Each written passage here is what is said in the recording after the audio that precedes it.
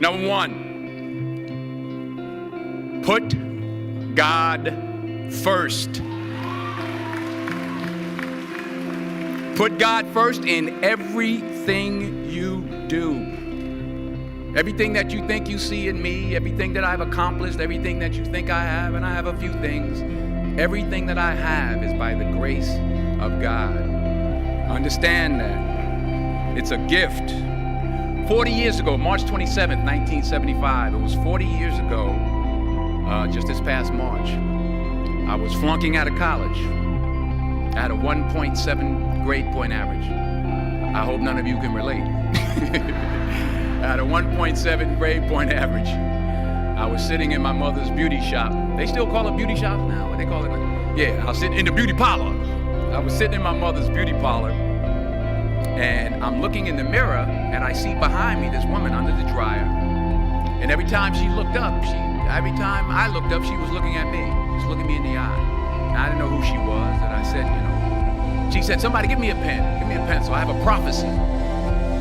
March 27, 1975. She said, boy, you are going to travel the world and speak to millions of people.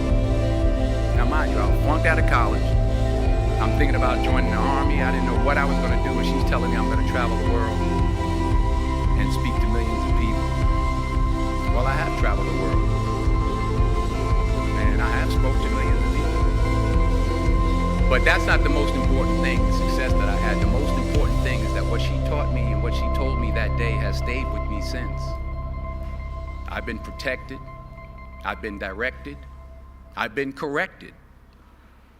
I've kept God in my life, and it's kept me humble. I didn't always stick with him, but he always stuck with me. So stick with him in everything you do. If you think you want to do what you think I've done, then do what I've done and stick with God. Number two, fail big. That's right. Fail big. Today is the beginning of the rest of your life, and it can be very frightening. It's a new world out there. It's a mean world out there. And you only live once. So do what you feel passionate about. Take chances professionally. Don't be afraid to fail. There's an old IQ test, was 9 dots, and you had to draw 5 lines with a pencil within these 9 dots without lifting the pencil. The only way to do it was to go outside the box. So don't be afraid to go outside the box. Don't be afraid to think outside the box. Don't be afraid to fail big, to dream big. But remember, dreams without goals are just dreams, and they ultimately fuel disappointment. So have dreams, but have goals. Life goals, yearly goals, monthly goals, daily goals. I try to give myself a goal every day. Sometimes it's just to not curse somebody out. Simple goals, but have goals. And understand that to achieve these goals, you must apply discipline and consistency. In order to achieve your goals, you must apply discipline, which you have already done, and consistency every day, not just on Tuesday and miss a few days. You have to work at it every day. You have to plan every day. You've heard the saying, we don't plan to fail, we fail to plan. Hard work works. Working really hard is what successful people do. And in this text, tweet, twerk world that you've grown up in, remember, just because you're doing a lot more doesn't mean you're getting a lot more done. Remember that. Just because you're doing a lot more doesn't mean you're getting a lot more done. Don't confuse movement with progress. My mother told me, she said, yeah, because you can run in place all the time and never get anywhere. So continue to strive, continue to have goals, continue to progress. Number 3, you'll never see a U-Haul behind a hearse. I'll say it again. You'll never see a U-Haul behind a hearse.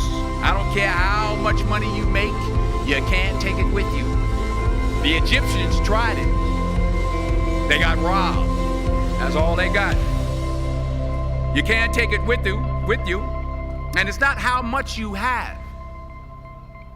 It's what you do with what you have. We all have different talents. Some of you will be doctors, some lawyers, some scientists, some educators, some nurses, some teachers. Yeah, okay. Some preachers. The most selfish thing you can do in this world is help someone else. Why is it selfish? Because the gratification, the goodness that comes to you, the good feeling that I get from helping others, nothing's better than that. Well, one or two things, but nothing's better than that. Not jewelry, not big house I have, not the cars, but it's the joy. That's where the joy is, in helping others. That's where the success is, in helping others. Finally, I pray that you put your slippers way under the bed tonight, so that when you wake up in the morning, you have to get on your knees to reach them. And while you're down there, say thank you for grace. Thank you for mercy. Thank you for understanding. Thank you for wisdom. Thank you for parents. Thank you for love. Thank you for kindness. Thank you for humility. Thank you for peace.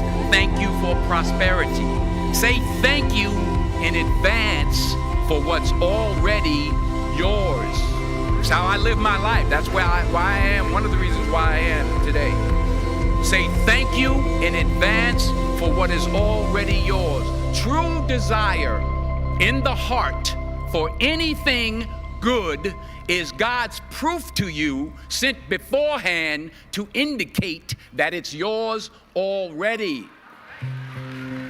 I'll say it again. True desire in the heart, that itch that you have, whatever it is you want to do, that thing that you want to do to help others and to grow and to make money, that desire, that itch, that's God's proof to you, sent beforehand already to indicate that it's yours. And anything you want good, you can have. So claim it. Work hard to get it. When you get it, reach back. Pull someone else up. Each one, teach one. Don't just aspire to make a living. Aspire to make a difference. Thank you.